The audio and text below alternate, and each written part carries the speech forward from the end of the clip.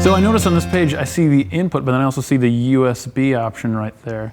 What's going on there? That's a good question. The console has Multitrack USB Io built into it. Okay. So along with being a standard mixer like you're used to seeing, it'll also do multitrack recording and playback via USB. So you can have a virtual sound check. You can use that for training purposes with your volunteers and whatnot. Yeah, there's no reason why you couldn't. Or if you did a rehearsal where maybe everybody wasn't there. Sure. Yeah. Harold, you said that it's happened to you several times. Yeah, well, there's been several scenarios where virtual sound check, as a touring guy, I use virtual sound check to be able to listen to the room with a full band. So virtual sound check means that the computer is playing back all the tracks as they were recorded from another performance. Exactly. From last night. Yeah, in fact, the night you're before. at sound check the next day, or you're tuning the room the next day, you want to play back the show from last night. And it's exactly the same?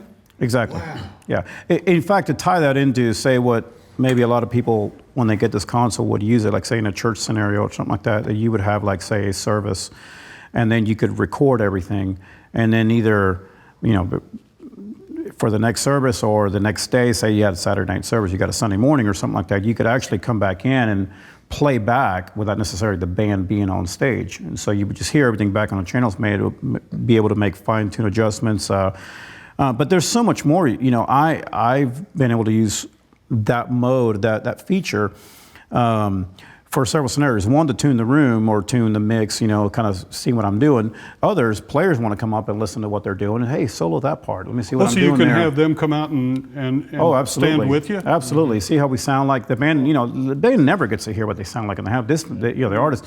But then there's also been times where, like, say that, Steven hasn't made a sound check or something like that, say he didn't, and I'm able to play back his vocal, his guitar, and the band is still playing along with him as if he was standing right there, so they're getting rehearsed. Or, probably one of the greatest ways to do it is that I'm able to, say we get a fill-in player, and, during rehearsals, I can literally, just arm everybody else except for that guy, and so he's playing along with, with the rest of the band as if like he was practicing with the band. You guys get that feeling when you're with a band on stage that you feel rushed, that you feel you want to get them off the stage from a sound check, right? Yeah, no one likes and you don't want to bother them. We always want more time. They always want less time, and we always need more time. Yeah. And they only want to have a But the other thing too, though, I think for virtual sound check in a church setting, it's the best tool for volunteer training that there is, because you've got the players that you're going to use pre-recorded, and you can bring in volunteers, and then you can really dig into some of these features. Just as if this they console were right or any other console. What is an EQ? What does it do? What is this knob? When I turn this thing and it does this boost at this frequency, what does that really sound like? Or what is a compressor for? Why do we need some of these tools? So you as a leader can sit with your guys and go, okay, let's talk about compression. And you can spend an hour talking about compression that you would never be able to do during sound check.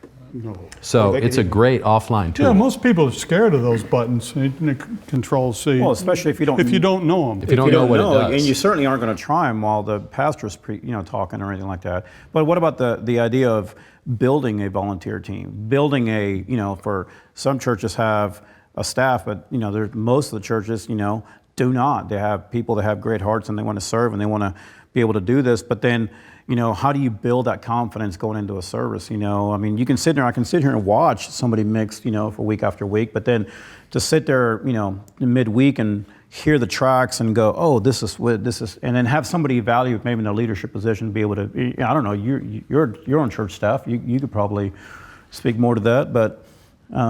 Well, yeah, I mean, coming in Monday through Friday, for example, you could have volunteers come in, play back the tracks, or, if you're multi-tracking this, most people have, a version of Cubase or something like that at home. They could take the tracks home with them and even mess around with some of the similar tools and software and realize kind of, oh, well, that's what it does, and then come back and be more armed and prepared. Speaking of that, you did say that you can record I'll multi-track off this. What software does this come with to do that? Oh yeah, there's it's going to ship with Cubase AI software. Okay, great. So you will get 16-track recording right off the bat, and you can use any recording software you'd like. So if you moved up to the Nuendo or the full version of Cubase, you could have all the tracks at once. And it also does. So a lot of you guys might record just a quick stereo that you'd like to throw up a sermon or something and get it out up on the web or something. You can record that on a thumb drive right here. That's separate from the other multi-track. And that's automatically patched. It's always going to Yeah, that. you just go. There's a screen right here, and you patch it. It defaults as a digital patch. You're always just a button push from where you need to be. That's great.